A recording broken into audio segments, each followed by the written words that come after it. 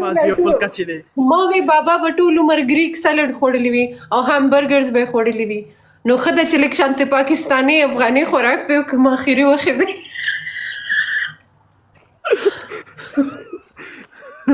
زما د توبې خدایه قسم دی چې راغلی نه یې که د بابا وې زه موږي پسې تړم افریدي زه کچرې. بابا د بابا بیله پاټونه لګي تاله پته شته بیله پاټونه ته پېژنې بیله نه بیله پاټونه هغې له وایي که نه چې کله یو انسان چې کوم دی داسې وهل مهل پاټونه یې لګي مطلب هغه دا پاټونه یې لګي شیرزی هغه پاټونه دله یادوم که نه سړي چې جینکۍ راکابو کې داسې ویښتونه ښې کړه ته ویې وهي او ګزارونه ته مې سو وباسي د بابا هغه پاټونه لګي او ګلڅانګې سره یې دا پاټونه کړي په دې وجه خو یې تړلې وه. دا ریکارډینګ دغې کوي بیا ګلڅانګې له ما نه زه ورسره کار ګورم.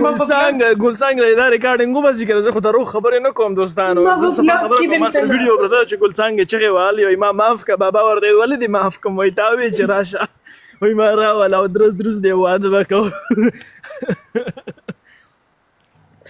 توبه خدای توبه.